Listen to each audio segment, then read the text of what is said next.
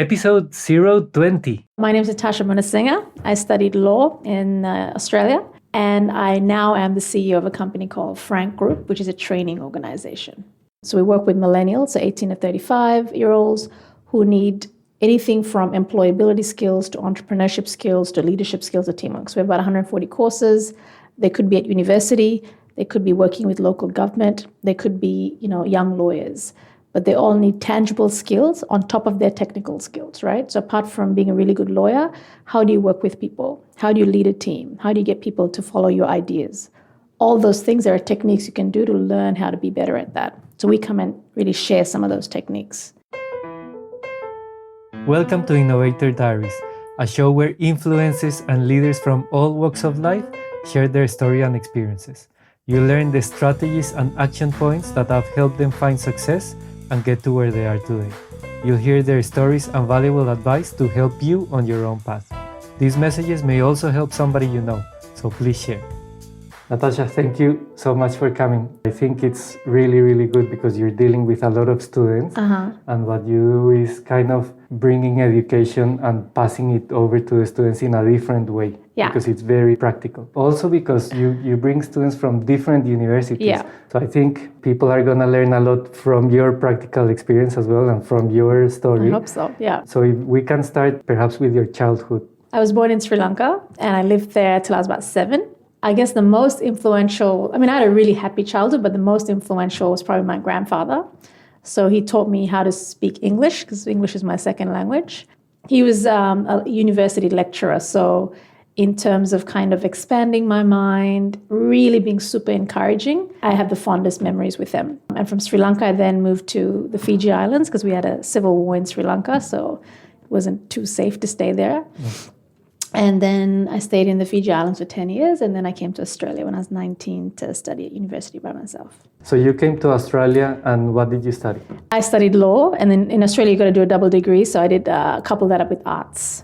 Okay. Yeah, so I did Spanish and Espanol and government, yeah. And did you work as a lawyer? No, so I did a few internships when I was in Canberra to do my second bit of my law training, and I kind of knew at that point I didn't want to practice. Why?